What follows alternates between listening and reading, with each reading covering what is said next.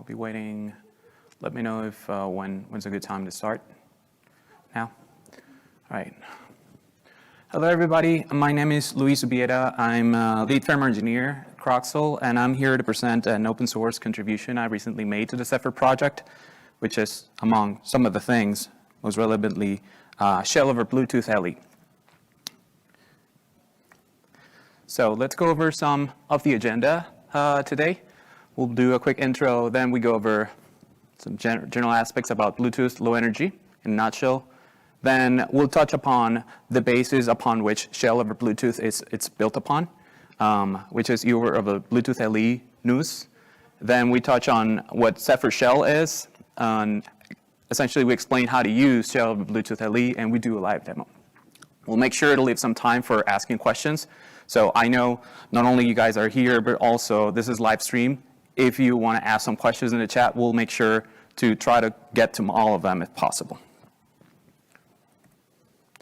So, quick intro about myself.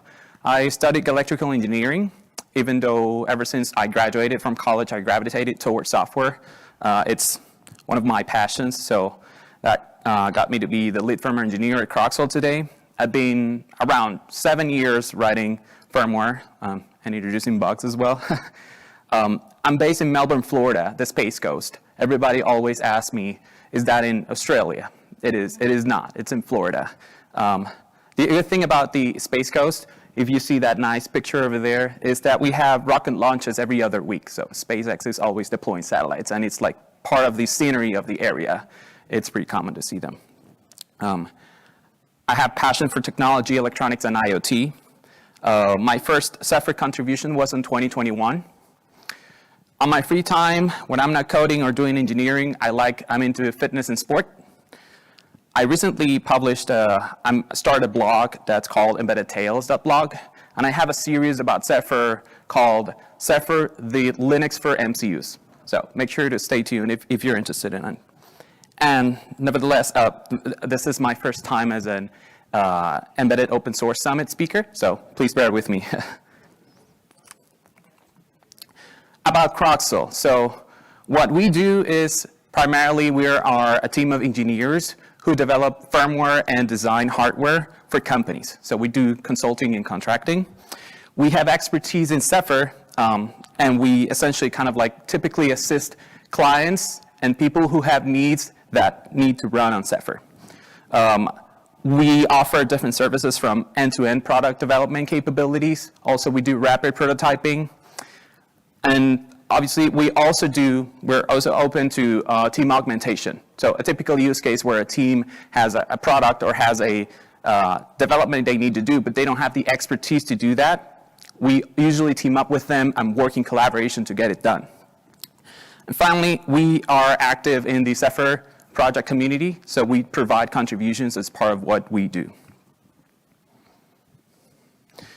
So this is about the contribution. What's the status of this? So we published a PR around beginning of March, and it got a few iterations that ended up being a more generalized Bluetooth low energy transport for UART.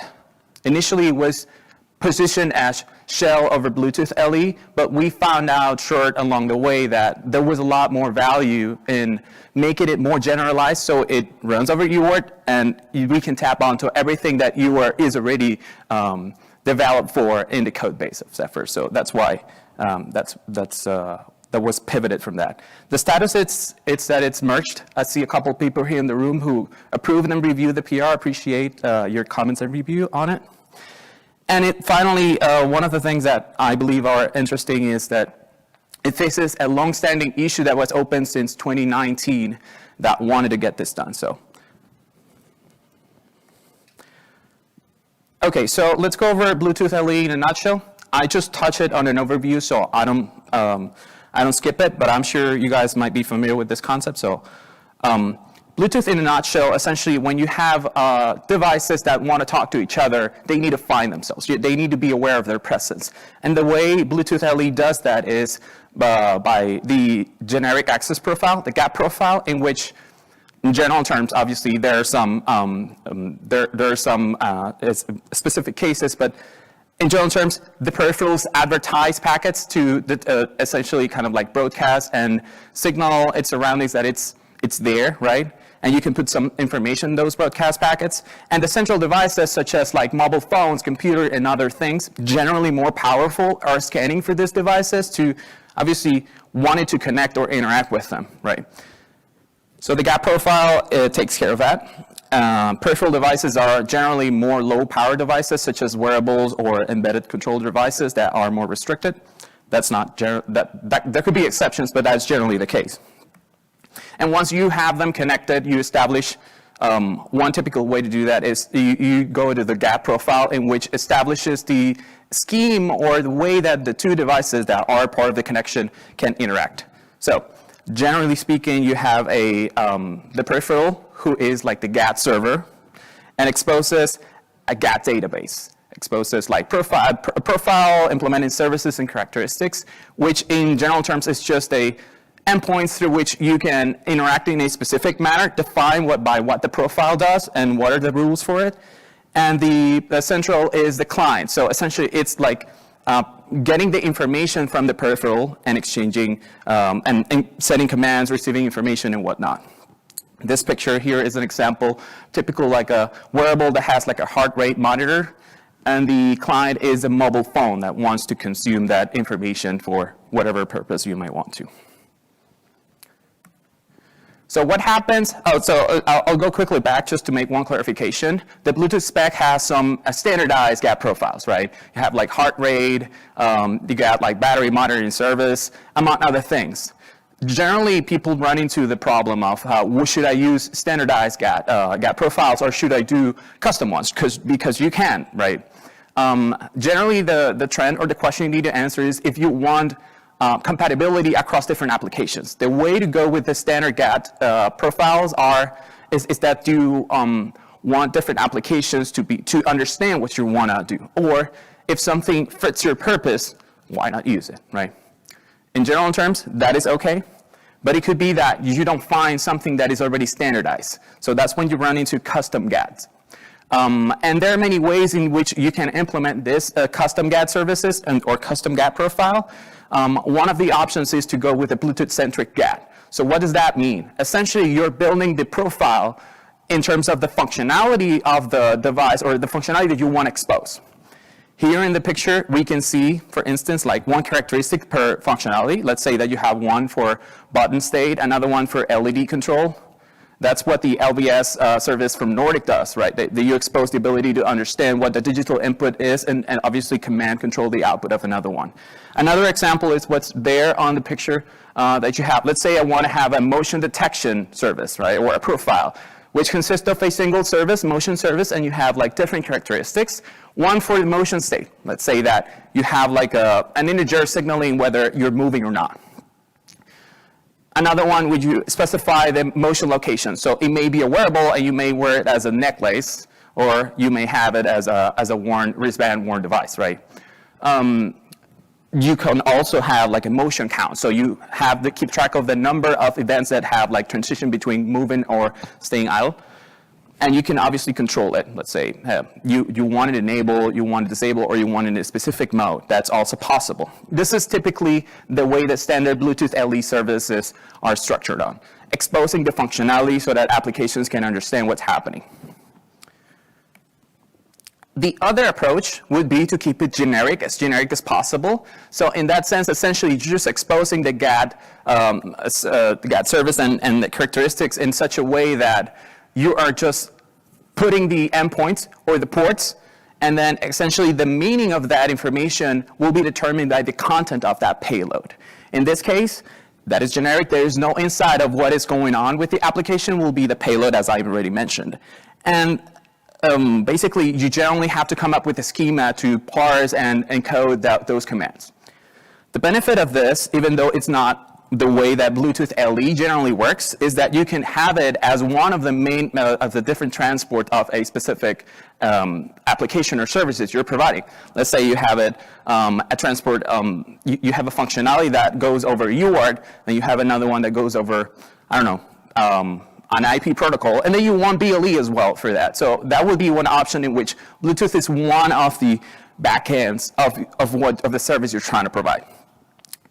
Sounds a lot like serial, where you, for instance, you may have like a transmission characteristic and you may have like a reception characteristic, and essentially you just one for transferring data and the other for receiving. And that's what brings us to UART over Bluetooth LE, NUS. I'll talk about what NUS is. Essentially, it's a custom service. NUS stands for Nordic UART service. That was a company who developed and came up with this service. And essentially, as I mentioned, it does exactly what I just described before, where you have like a transmission characteristic where you can send data, and you have a reception characteristic from which you can receive data as well. It's similar to what the serial port profile does in Bluetooth Classic, and it's, I need to mention that this is not standardized. So this is a custom service. I understand there were efforts to standardize it, but didn't get through. Even though that's the case, it is widely used in Bluetooth LE applications. So if in the past you have tried to do something about a serial port over Bluetooth LE, chances are you've run into this. So the way to enable it on Zephyr is basically, among different things, one of the important aspects in Zephyr is that we have it abstracted behind the UART driver. So not only you can interact it as a Bluetooth LE APIs with a service, but you can treat it as an UART device. And what that allows you to do, as you guys can see in the picture, is that you can declare it and I would say instantiate it on the device tree. So it's like I have a serial device with the compatible property of Zephyr NUS UART, as you can see there in the tree. And the benefit for that is not only you can have multiple instances, as in a device tree may have, you have multiple UART ports or UART devices you can pipe data through, but also you can redirect subsystems that should be compatible with UART to be routed through the Bluetooth LE as well. So here is like one simple demo we can do. Blinky with the console routed over Bluetooth LE. I'm going to try to do this live. Hope it goes all right. And the command for doing that essentially is just we define a board, a target, and we provide a snippet. Essentially, a snippet makes it easy for linking what needs to happen on the device tree alongside with kernel configurations or project configurations, and it's available in the tree there. So we'll go ahead and build this. Samples, basic Blinky, we'll erase it, and we'll use a Python application, essentially any client that you might come up with that's compatible with it, to see how it works. Hopefully this will turn out all right. I hope you guys, can you see my screen? Okay. Let me clear this. So we provide the snippet, and then we say what application we want to build for. Let's see. I just tried this a few minutes ago, but hopefully, okay. Seems to go all right. I have here a development kit wired up. Just one FYI, I see some pictures being taken of the slides. They're available on the schedule, so you could continue to take them, but just they will be available for you guys. So I'm going to flash it right now. This failed. Let me try again. Oh, that's really nice. Let me see what's going on. So this is obviously the onboard J-Link that's in here. Obviously, it's an emulator. If you have like a J-Link dedicated for it, this shouldn't happen, but in any case, we got it through. So right now, what I'm going to do is I'll open a new tab, and let's go with the client. Essentially, I have here one scripts, Bluetooth CLI. This is just a Python application, and let's see. As you can see, this is not connected over UART, even though we have here the USB, and it has like, it is essentially kind of this scanning for the devices. The board is broadcasting with a new service. The computer is finding it, it's connecting it, it's subscribing to the characteristic to receive data, and you're getting that. So you have like console over Bluetooth LE. That's one of the benefits for this. Okay. Let's continue. So that was good. Let's talk about the Zephyr Shell then, which is Generally, not going to this part of the presentation, we make a lot of emphasis on how useful and important Zephyr, the Shell subsystem is for Zephyr, and there are many reasons for that. One of them is that it has extensive support in the tree. So essentially, the Shell, as you guys may know, it's like a command line interface that in which you can define and implement commands in a essentially kind of command response basis to execute some actions or query some information. Just going over a little bit of the generalities for this is you can define custom commands and use them in a pretty simple manner on the firmware side, and you can use the commands that are already there in the tree, which is a lot of them. We'll go over those. The way to define a command if you want to implement a shell command for your application, essentially, you have two general options. There are like different permutations, and you can have like some complications, but keeping it simple, you have the ability to register a shell command in which you define the syntax. Essentially, what is the command? What do you want to execute, right? Then you have the ability to provide subcommands, so basically not only the command, but some variations of that. You have a help string just to provide guidance on how should the command be used, or what are the arguments, what are the expectations that the command expects, so the user can use it in an intuitive manner. And finally, a command handler. So this is the function that gets executed when the command is detected to be issued, right? If additionally this is too limited for you, you want to provide arguments to that shell command, you can do so by using this other macro. Well, you have the shell command argument. Additionally to whatever everything I said before, you have two additional arguments. One of the mandatory arguments, the number of arguments that are supposed to be mandatory, and the other one for optional arguments.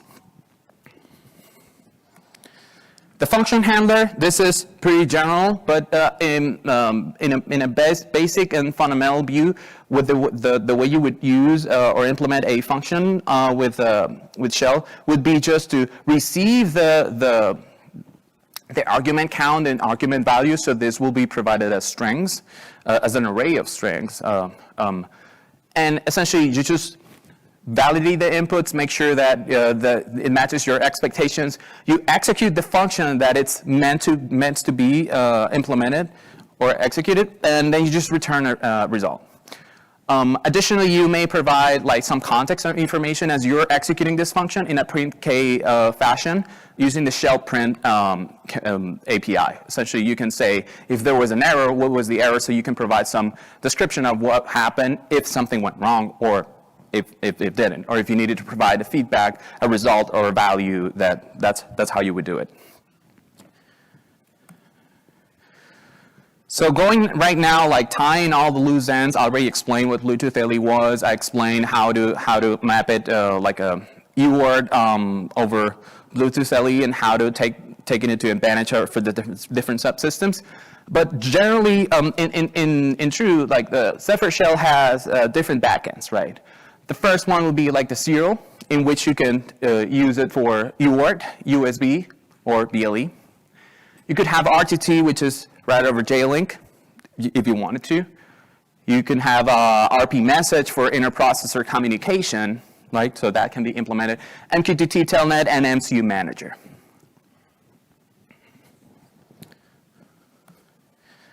So we've mentioned that the commands and shell commands in Zephyr have extensive support, and that is not an overstatement.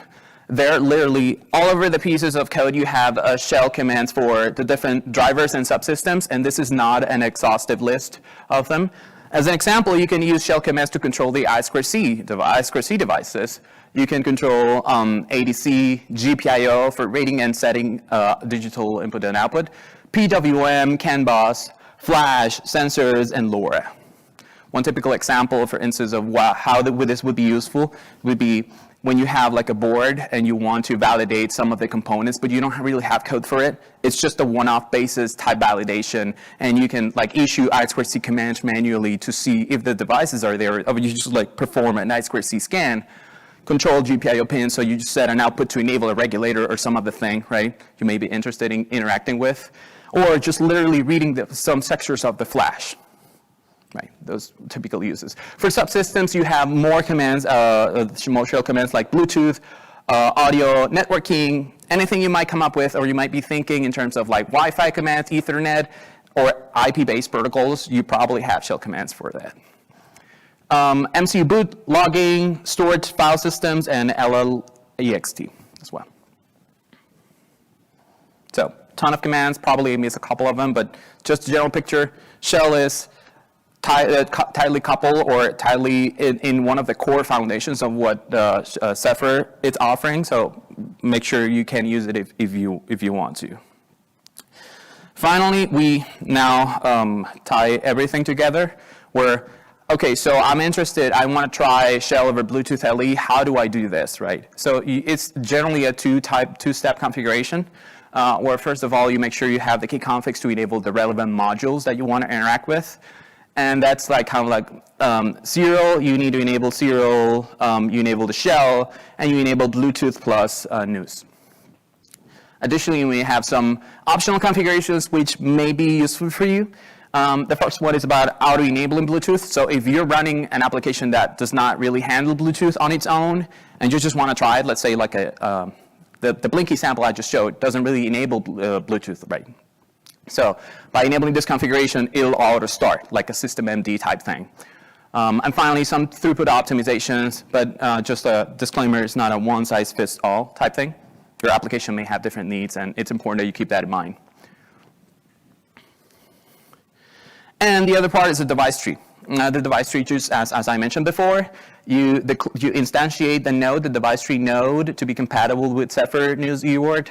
You additionally, so internally, that implementation has like RX and TX FIFO sizes, so you may have different endpoints with different constraints. Maybe this one doesn't need that many bytes of FIFO, and you can optimize that for your application. That's perfectly feasible. And you essentially just write the chosen property for Zephyr Shell UART. I want to redirect that to BT News Shell UART, which is the node label in the instantiated node in this case. So let's go with a live demo. I think you guys all been waiting all along for this. Let's see, does it even work? For this demo, I'm going to be using one of our Croxel prototyping boards. This is like a BLE node that we have open sourced. Essentially, it's a Nordic. It's got a Nordic chipset inside of it. Is really like an Azure alert BL654. And it's got a ton of sensors, essentially. You have like an accelerometer, you have like a ambient light and RGB color sensor, temperature, pressure, humidity. So it was one of the sensors that we developed when we were playing and wanted to prototype for low power applications. The source for the design files for this, it's available on this link on croxel.com/BLE. Just not to distract the meeting, but just like, hey, this is the schematic for the peripherals. Everything is mostly tied over I2C. You have a bunch of I2C peripherals that you can talk to, including everything I just mentioned. I think I didn't miss anything, but it has, for instance, a Hall effect switch, so you can use a magnet with it to detect the presence of it or not, and among other things. This is on the slides, and it's on the website as well. So let's go with the demo that we promised. Let me go over here. So what I'm going to do is I'm going to, hopefully you have the command saved here. If not, I have to type it myself. OK, so here we are building for, let me clear the screen. And let me show the command again. OK, so what this command does is builds an application for the CX1825, that's the board, and it's got a 152.840.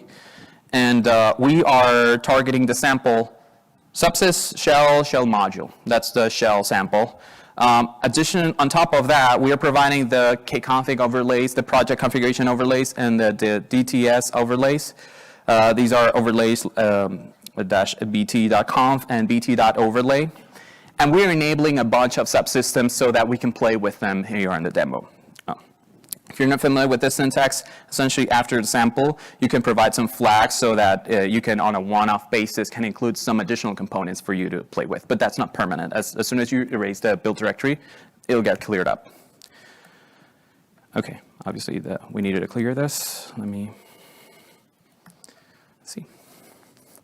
So as I'm doing that, I'll be wiring the board here.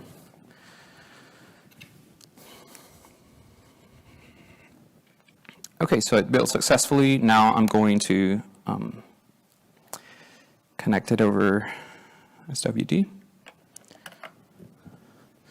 Let's flash erase. Let's see. Does this work? No, hold on. Bear with me for a sec, please.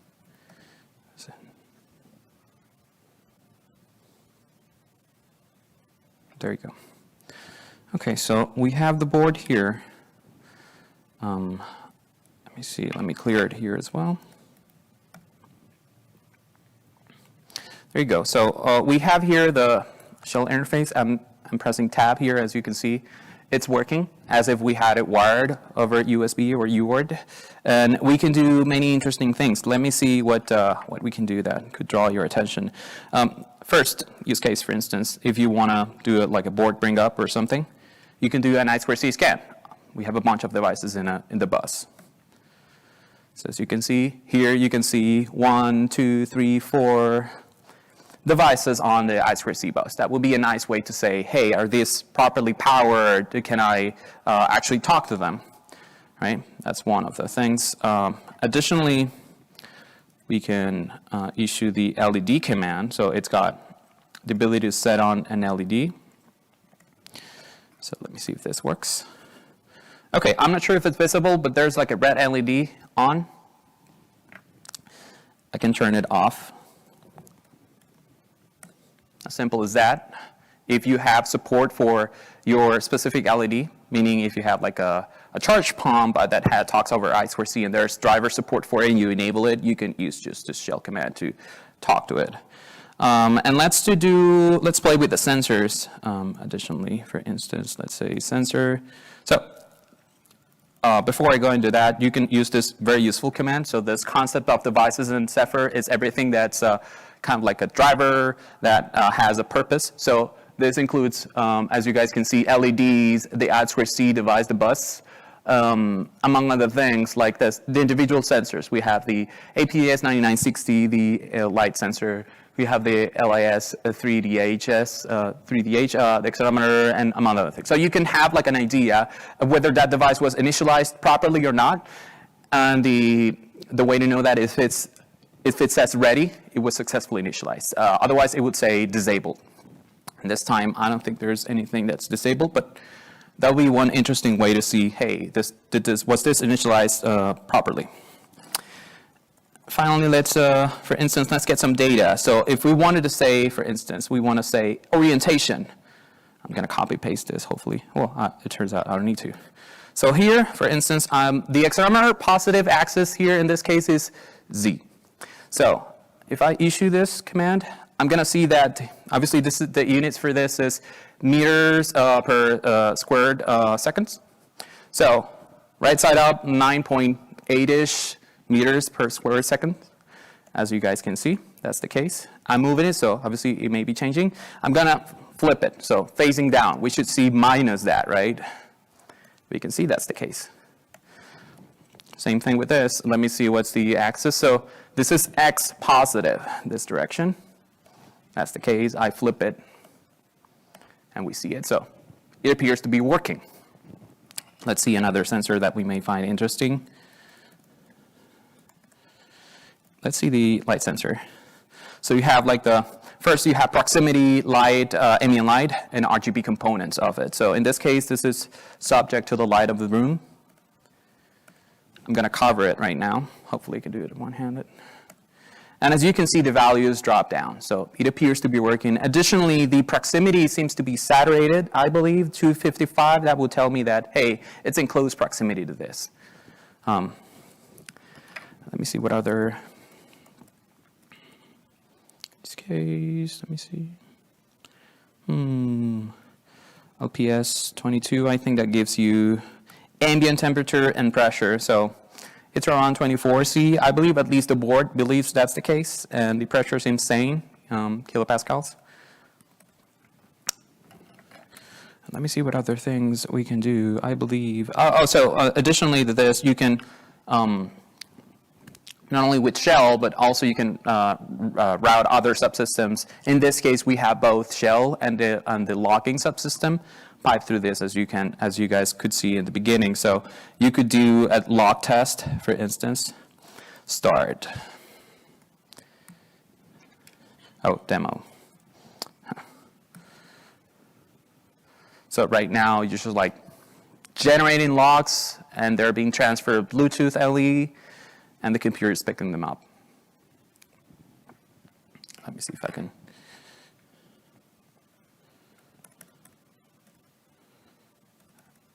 Let me see if I'm able to stop it. Log test.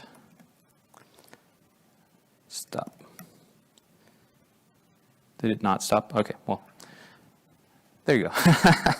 It took a little bit of time. This is using deferred logging, so it is not blocking the execution of your application. So it's just like putting them on the buffer in a low priority thread, and when it ever gets time, it's just putting them out. So this will not severely compromise your application. Obviously, there is some overhead that should be considered. Okay, so I guess coming back to this, I believe that leaves us around 10 minutes for questions. Let me turn this off. By the way, I have this board that I have a few for a giveaway, so if you're interested, just reach out and probably I have some for you. Thank you. Any questions? Yes?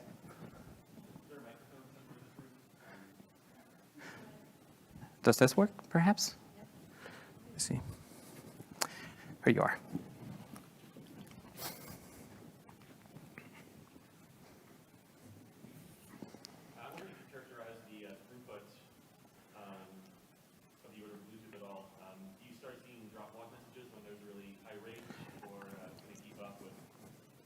Right. Okay. By the way, I don't know if the microphone's working, but I did get your question. So the throughput considerations. What's the implication for sort of Bluetooth? Certainly, and that's something that probably I should have mentioned, is that when you're going with Shell Bluetooth, you're not really caring about throughput performance. This is improved flexibility, because literally well, in this case for Shell, right? Not for news in general. For Shell, you're just like putting characters out, like ASCII characters, UTF characters, and obviously that may not be the best for your application. You may want to go a different route if you wanted to optimize for it. So I haven't characterized it, but that's generally not what in principle this is for. This is in pro of small commands, a lot of flexibility. So a typical use case would be, what if I wanted to implement a CLI, or I have a set of commands for provisioning the board, your device, exercising some of the sensors, and you don't want to have to change the GAD database every time you want to add new functionality on it, because that's something that's it's a moving target. You are coming up with new requirements. You want to do new things. So instead of just restructuring what the GAD database is supposed to be, you just add a new command, and it's going to be recognizable. And obviously, just making it on top of Shell makes it really easy so that you don't have to parse the new command. You just put the function handler you specified in that standardized manner. What are the arguments and what are your expectations, and that's the way you work it. And at least that's how Croxel has used it in the past. But that's a good question. Carlos. Thanks. So I was wondering whether you've tested multiple of or several of the clients that are available out there, whether you have recommendations, which clients to use. So I don't have a particular recommendation, I would say. If you just like Google News Client, you'll find a ton of them, particularly the one that this Bluetooth CLI has come up with. It uses,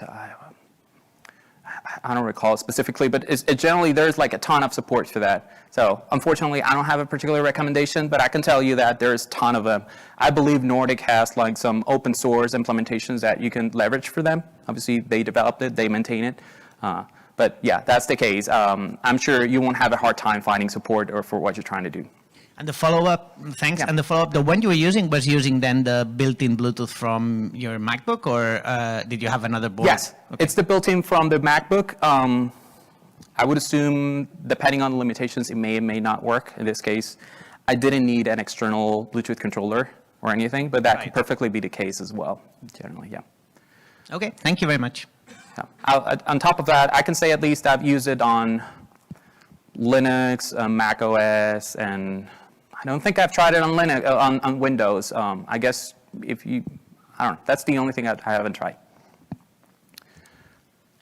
Any other questions? Who had their hand up? Okay, He had his hand up. Yeah, just curious, have you tested multiple instances of this? It just occurred to me when you were doing the login test that Right. you could potentially have logging going over a different Yes, connection. yes, I've tried it, even though I haven't stress tested it. Obviously, in the end, even though you have different endpoints, right, it's the same protocol. You're still exchanging packets every so often in the connection interval and whatnot, so there are definitely limitations on that.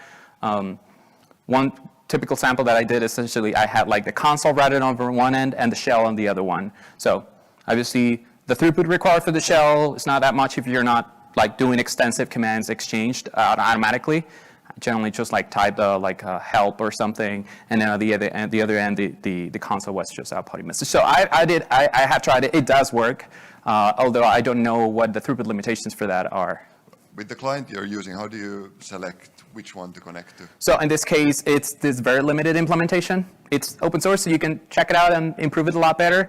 But essentially, the way you would tie those things is by the attribute handle. So even though they're the same service, you may tie them by, hey, this is your application. You say the first instance of this service, it's meant for this purpose, and the second one would be for that. And that's how you would tie those things together. Okay, thanks. Yeah, no worries.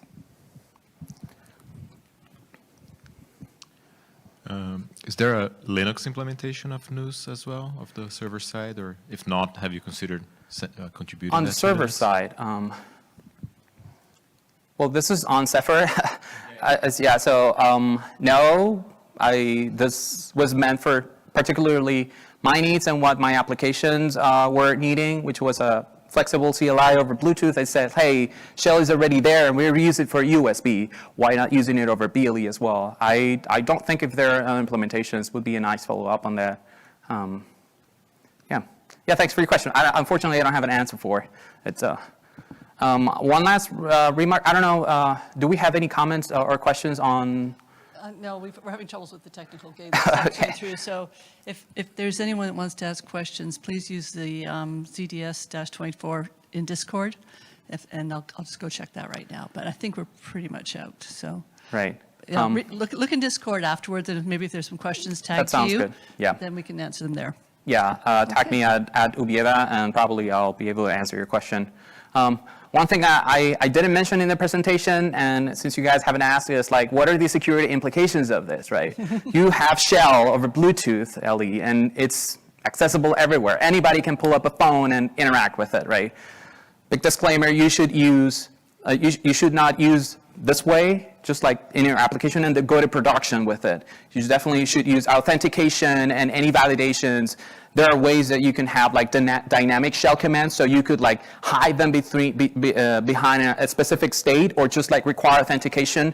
Moreover, you can use like the BLE encryption and authentication procedures that are there already supported. So please do your due diligence to understand what are your implications of just enabling this. Just please don't go ahead and enable this and put your products out in the field, and it's great to implement it because people will easily interact with it. It's pretty intuitive. Anybody can just type a tab and it'll come up with a few characters that are human readable. So just down with that comment. Well, if there's no more questions, we'll say thank you very much. Thanks everyone for your time.